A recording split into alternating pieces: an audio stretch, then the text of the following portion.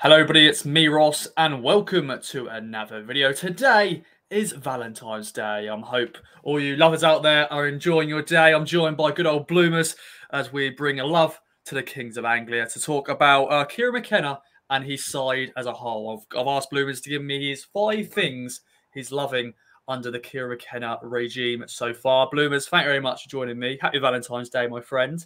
What is your first thing that you're loving under McKenna so far? There's no one I'd rather spend Valentine's Day with, Ross. It's a pleasure to be here with you. So yeah, this will be an interesting one because I'm someone who didn't want Mr. McKenna as the choice for Ipswich when we decided to get him. So I've drafted up these 5, and these are all one words, and I'll expand upon them as we go along. But in terms of the 5 things, I think number 1 is clarity. So what I mean by that is we've been whatever the opposite of blessed is, we've been blessed with managers in the last few years whose press conferences are something akin to an enigma, to some kind of code that those in Bletchley might have to try and work out. And it's been very difficult to ascertain a lot of information from them, going back to Paul Lambert's press conferences of complete untruths and Paul Cook's sort of passionate way of describing things that were corroborated with 4 different voice changes within a 2-minute period. But Mr. McKenna's press conferences and post-match interviews are something completely different. They're very frank, they're very honest. As someone in our chat said over the weekend, there's no need to go and rewind it 4 or 5 times to try and understand the point he's trying to make. It's all there laid out in front of you. Whether it's right or wrong, or whether he's made mistakes or not, it's refreshing to hear stuff that the average Joe can understand. I mean, I'm not saying I'm an expert in football at all. I don't think anyone who doesn't work in football is an expert, but those press conferences are easy to understand, and it should give fans or Ipswich Town fans confidence that the person knows what they're doing, because at the end of the day, he's the one who's got to come out and explain his decisions or get his point of view across to the fans. And he does that really, really well, especially for a man who is in his mid-30s, which is, we'll get on to that because that's another one of the points. So clarity is number 1. I think that's a good start there because they have been refreshing, these interviews. It feels like you actually look forward to hearing what he's got to say about the game, even just a build up to the game. His research on the opponent, and then decision makers. Caden Jackson started up front. That was a massive surprise on the weekend, and then of course he explained the reasons for it, and we were like, okay, we understand why you did that, and fair point from him. Yeah. But no, clarity and just instead of him coming out with the cliches, he actually thinks his answers through, and that is just refreshing to hear. Your second thing then, Bloomers. So number 2 is calmness. Now, I didn't go to MK on Saturday, unfortunately, but I did watch it on telly and was blessed to have, well, again, depends on who you ask, but I was blessed to have Mick Mills and Brennan Willer's commentary while watching the game. And one thing Brennan noticed was that this was pretty much the exact quote he used halfway through the first half. He was like, oh, the 4th official might as well sit down and have a cup of tea, because the 2 managers out there with Liam Manning and Kieran McKenna are the most laid-back individuals. They're not going to be shouting in their faces. You might as well just sit down, have a cup of tea, and wait for the substitutions and the added time to go up on his board. He's not going to have any. Sorry, she's not going to have any issues.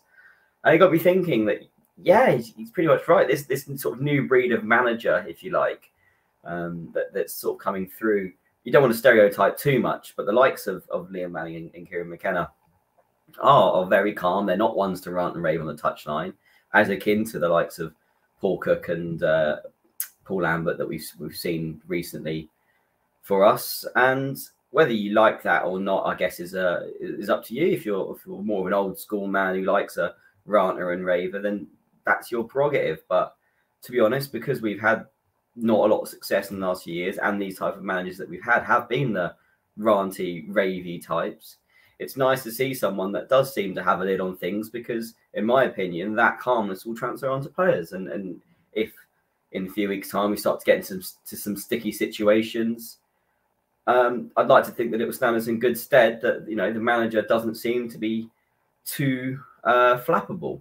Whether that actually happens or not, I guess we'll have to wait and see. But it's certainly something that struck me on the touchline. He's not one to over egg his point, and it seems to get his points across in a calm and measured way. And for me, I think, especially when you consider a lot of our squad aren't the oldest. I mean, I know McKenna's 35. I don't think off the top of my head we've got a player on the pitch who's older than that. It's going to get the best out of them. I don't think, again, in the 21st century, footballers want to have a character that rants and raves all the time. I think that style is going out, is phasing out. And again, like I'm happy with that, and that's why it's the second one of my points. That's a great point, and yeah, he brings that calmness on the touchline, and I don't think he's gonna be that manager gonna do the fist pumps and all that. MK was sort of like going, sort of praising the fans. He enjoys the golf clap. He enjoys the golf clap when he's approaching the fans. That's his trademark, I think. It's a go-to, and he's not one of those like with Paul Cook. He used to come on the pitch, didn't he, and do the clap everywhere. But he was like, you feel like it was his sort of moment, if you know, a moment to shine before the game. Yeah, I feel like that was rehearsed rather than McKenna. That feels a lot more natural. Yeah, which is it's just great. And that's just he's that sort of character. He's just calm. He's a modern coach, as you said. Liam Manning and Kieran McKenna are pretty much very similar. And yeah, it was never going to be, the fourth official was never going to need anything going on there. They weren't going to butt heads or anything because it was just calm and relaxed. Third point then, my friend, and it's a point that is we're going to be seeing a lot, I think, under Kieran McKenna's side. Yeah, I think that this could be the sort of defining characteristic of the way he wants his sides to play, especially while we're in League One, and that's possession. It's not something that I can think of an Ipswich Town team having loads of under any manager, really. I know that we sort of had the free-flowing football of Joe Royle and the directedness of George Burley. And again, I'm kind of on the fringe of remembering George Burley with my age, but I don't remember us having tons of possession. But yeah, we are the second in League One. We have the second most possession of any team in total. So we average on 58.1% possession, and the only team that averages more possession than us in games is MK Dons, 59.1. But the hilarious thing is, on Saturday we outpossessed them 53-49. I know that's not a huge difference, but I would wager good money that you won't see a team in the rest of the season get more possession than that against MK Dons. In fact, if you do, come and hit me up on Twitter, and I'll give you a lollipop, because it's something that we've seen very quickly become the trademark of a Kieran McKenna side, if you can have a trademark after 9 games. But yeah, I mean, I've been surprised at how well that has transferred to our players. I mean, everyone says that we've got a very good quality squad on paper, and I agree. But even so, we've turned into this team that does seem to be happy to knock it around the back. We dispense out from the back. We dispense out from the goalkeeper, Christian Walton, as well, who looks fairly comfortable. We've certainly got a very strong left foot. You've got Edmondson in the middle, who maybe is still finding his feet a bit with this possession, but that's not to say that he can't become a Rolls-Royce defender in the future. We've got our midfield, who are happy to knock it between themselves. The only issue is we're still struggling a little bit to find that cutting edge up front, but that's not a new thing. That's been a problem all season, really, aside from the purple patch that Macaulay Bonne had, which unfortunately we didn't think he was going to keep up at the time. Well, certainly a lot of people didn't think he was going to keep up with at the time, and that's proven to be. But yeah, it's refreshing to see, because you'd like to think that if you have the ball, the other team can't score. Now, we shot ourselves in the feet a couple of times, but it's true, and it's down to us now, really. If that's how McKenna wants his sides to play, is to transfer that possession into cutting edge, because that's where the issue is. But it's been refreshing for us in these last 9 games to see us have the ball so much, because we're just not used to it. And yeah, I think that it makes sense with us supposedly having a better quality squad than others in this league, and that we should be aiming to probably win the vast majority of our games, that we do hold on to the ball more against so-called lesser teams and look for that opening. So that's why possession is number 3. Yeah, I think that's a good thing to mention, because yeah, we don't have possession just for the sake of it. We do try to create those chances, but of course, at cutting edge, we're just lacking, aren't we, in the last few games? You know, think about it. The last 4 games, not been many goals. It's since the Gillingham game. That's the only game where Kieran McKenna's side has scored a lot of goals in. But no, it's refreshing just seeing we're using the possession well, and there we go. Fourth thing then, and this is a common phrase that's used in football. We had it under different managers before, but they never used it well. Well, is it? I didn't. I mean, this isn't even a word. This is 5 words rolled into one. Yeah. This is round. This is number 4 is round pegs in round holedness. I couldn't think of a better way of saying it. I'm not a master of the English language, but yeah, what I do like is that our flair players are being given license to show their flair. Our centre backs are being told to do a certain job that they are successful with, and it's all setting up to bear fruit, hopefully. It was really evident to see on Saturday, although, again, 9 shots, 2 on target isn't what you'd hope. MK Dons are a good side, though, so let me just say that. But what was really nice is that Wes Burns has suddenly turned into this huge threat on the wing. And on Saturday, you had Chelina and Chaplin sort of occupy the final third in sort of like a free roll, just finding space. The idea was for them to get the ball, turn if possible, and then feed if Burns is on the wing or if there's a striker in front of them or someone on the left wing. And that's what you'd want. Like, to give you an example of yesteryear, Pablo Caniago was one of the best strikers. Once he had the ball with his back to goal, that's where you'd want him to have the ball, right? That's where he's at his best because he's able to turn, find a pass or shoot. He was brilliant at holding the ball up with his ball to feet. And especially in his first spell when he was at the club, that's where we were seeing him get the most success. And with the likes of Chaplin and Chelina, you want them in that. That's when you want them to receive the ball. That's when you want them to drive and hopefully find the killer pass or take, get a shot away. And that's what McKenna asked them to do. And it's great because it's not something we were seeing all too often under Cook. I mean, Chaplin obviously wasn't even favoured at the start of the season, really. Like, he wasn't, he was sort of a bit part player. And all of a sudden, under McKenna, he's now become a real focal point, as has Burns.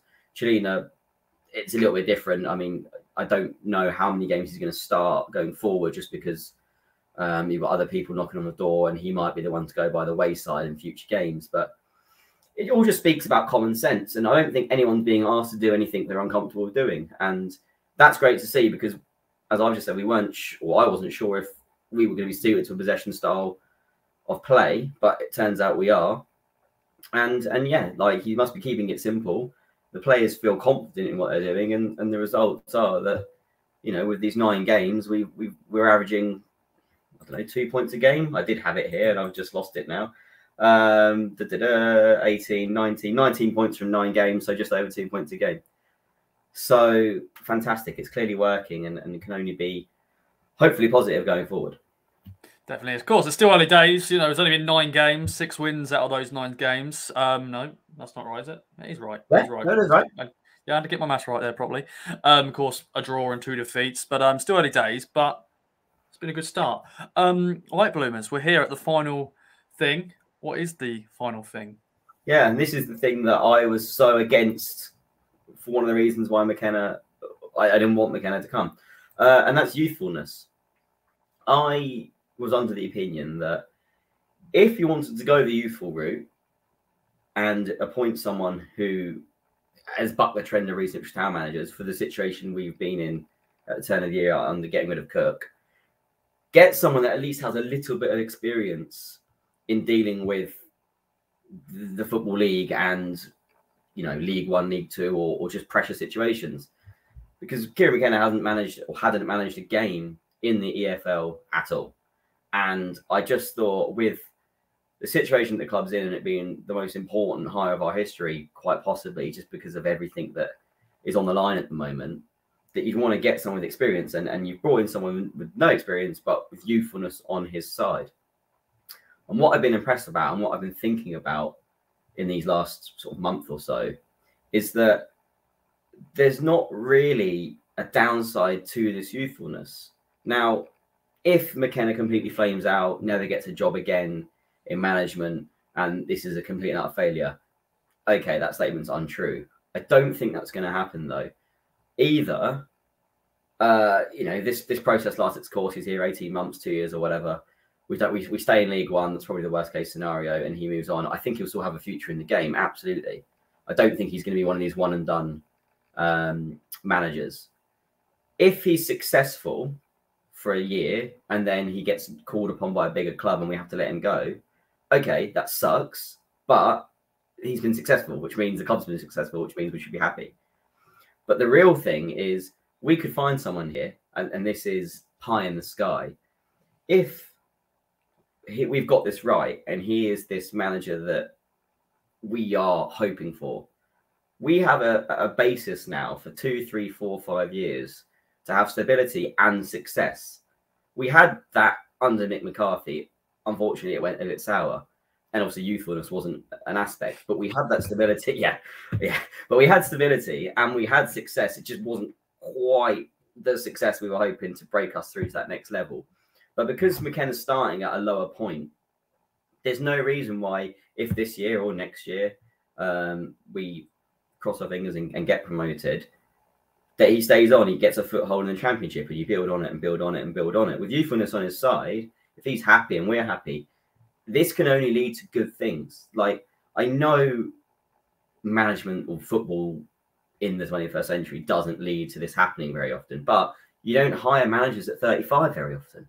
So there's no reason why this can't be a fruitful thing. You look at, like, and I know these two have been and come back or whatever, like, yeah, Carl Robinson at MK Dons, Darren Ferguson at Peterborough. They were both there at their respective clubs for a very, very long period of time. And they both managed to get their clubs from League One, League Two into the Championship.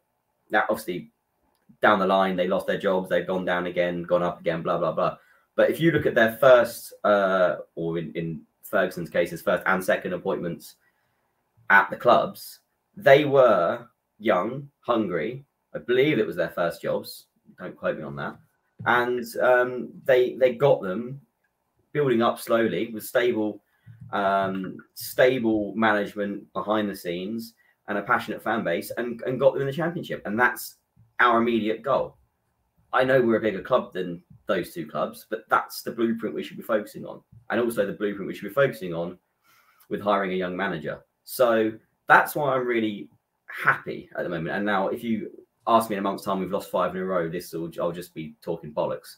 But I'd like to think that's not the case. If you write off this season already, which again 60% of people have, including me, next season we do a crack at this properly with McKenna for a full season and it pays fruit. You've got a base there for this to take off. Everything's there behind the scenes now, and the fan base has been reignited. So it is really exciting times. We just need to keep level heads, and hopefully this youthful hire that we've gone for pays off with a royal flush, because it really could. Oh, well said as ever, my friend. Words of wisdom right there. And I want to fact check here. You are correct. It was Darren Ferguson's first job at Peterborough, and also Carl Robertson at MK Dons as well. So, yeah, got your facts right there, my friend. Any other notes? 5 very good things there. Anything else you'd like to add? I think I don't really know, to be honest. I think that sums it all up in a nice little bow. Let's leave it on a positive note. I think these 4 games coming up now are very winnable. I hope you've got them in front of you, because I don't. But I'm going to go off the top of my head. You've got Burton, Cheltenham, Morecambe, Fleetwood. Morecambe and Fleetwood. There we go. 4 winnable games. Like, let's target 9 points from 12 there. Like, anything along that, 8 points, 9 points, 10 points if we're lucky. That's what you need. We need eight minimum to keep on track to claw in that gap back. And there's no reason why it can't happen, especially because McKenna hasn't lost. In fact, he's won every home game so far, hasn't he? Yeah. Yeah, he has. So, yeah, let's crack on. We've got 2 big home games now coming up. There'll be a bumper crowd. Well, there'll be a good crowd on Saturday. There should be a bigger than average crowd on the Tuesday with the £10 tickets for members, which I've taken advantage of personally, being a silver member. So, yeah, let's back the team and and hopefully we can give ourselves a good base for March, April, and May, because this could be a really entertaining end to the season and not one that we expected a few weeks ago. Very true. There's momentum, baby. There is momentum. Bloomers, thank you very much for joining me. Get involved, the viewers, in the comments section below. Things you've loved so far under the Kieran McKenna era, and I'll be back for many videos throughout the week. So stay tuned. Enjoy the rest of your Valentine's Day, you lovers out there. Speak to you soon. Bye-bye for now.